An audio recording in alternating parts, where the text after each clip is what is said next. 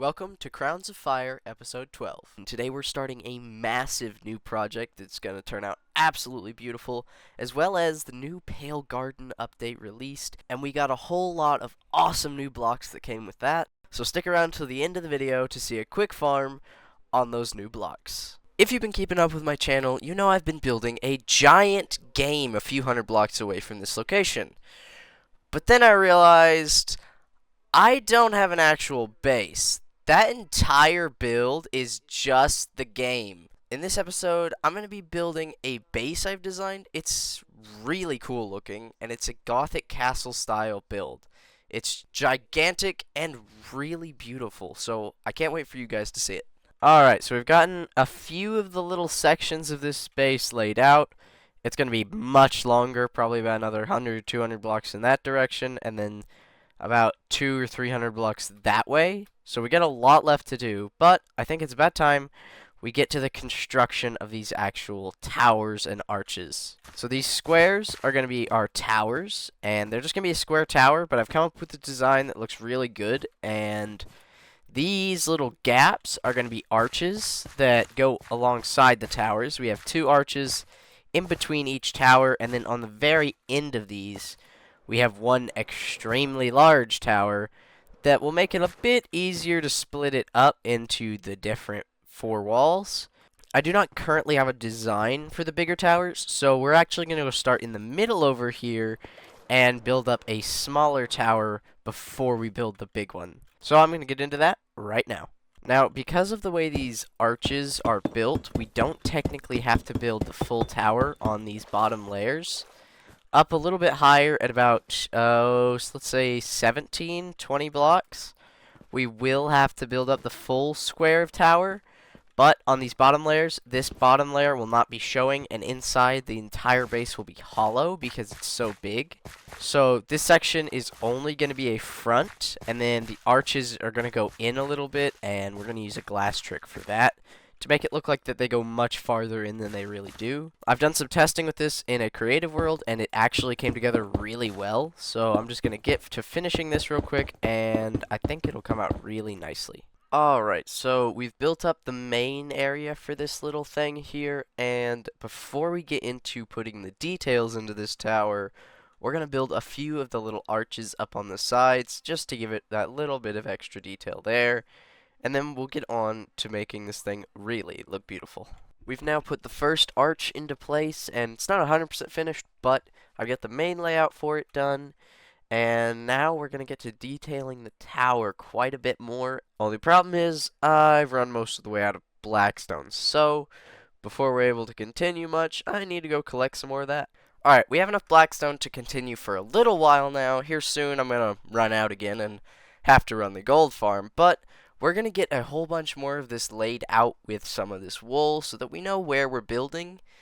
And I'm going to have to extend this platform a lot longer because for now it's about 200 blocks long and it's not even close to where I wanted it to be. I figured 200 blocks would be way past the little bit of land over there, but it barely reaches it. So we have to add probably another 100 blocks to that.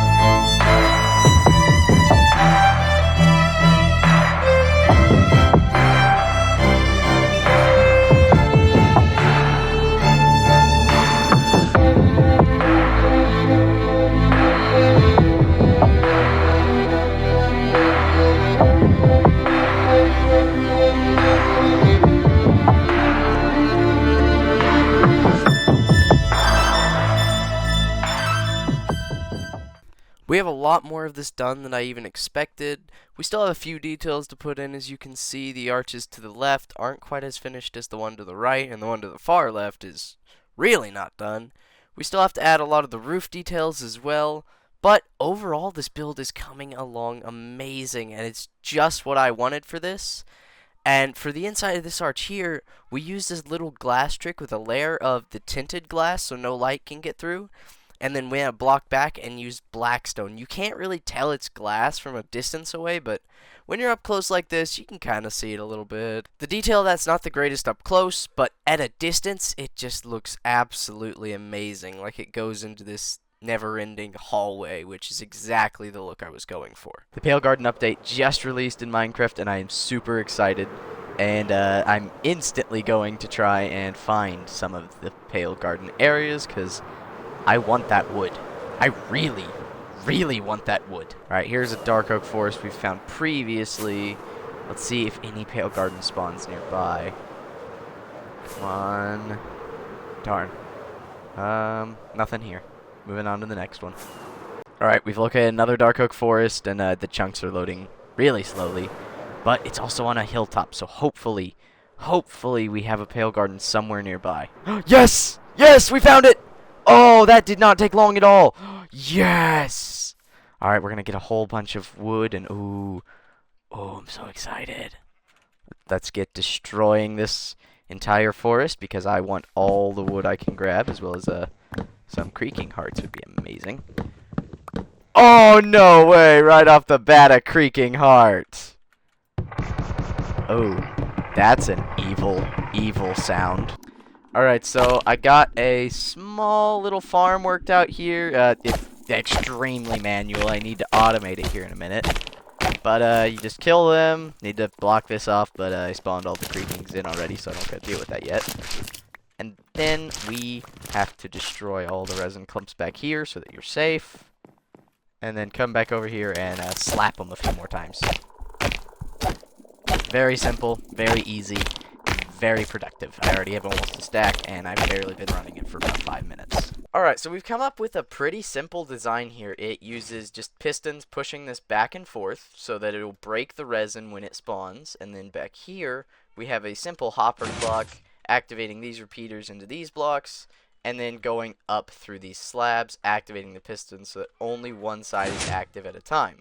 And we have an extra log on each side, or on this side, so that whenever it does spawn in, it doesn't delete the creaking that's already there by moving the block. So it will still produce resin on top of it. Really simple design. It should be really efficient, but we're about to test that, seeing as how it's turning night.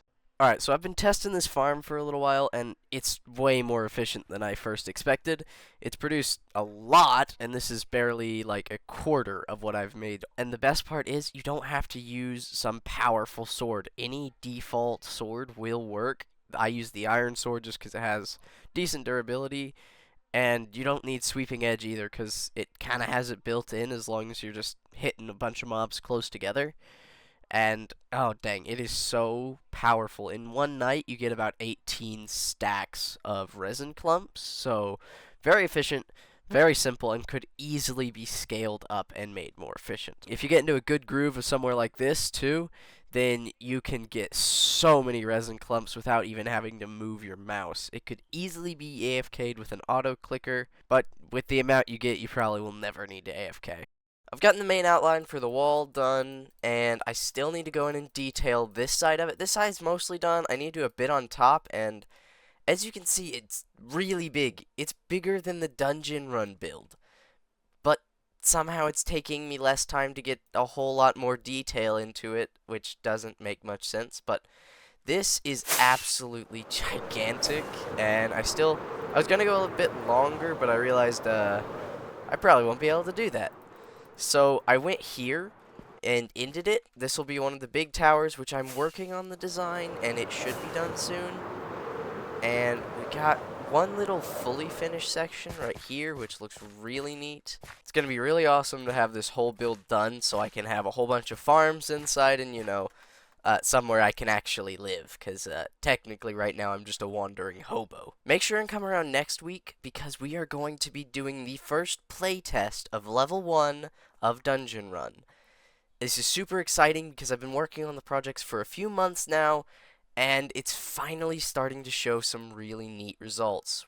We're getting a lot done, and soon it will be playable a bit. We still have a lot left to do on the main build of it and a lot of the redstone, but the first section will be ready to playtest next week. So that is going to be a really fun video. I hope you've enjoyed this video. Make sure you like and subscribe to keep up with the server, and I'll see you next week.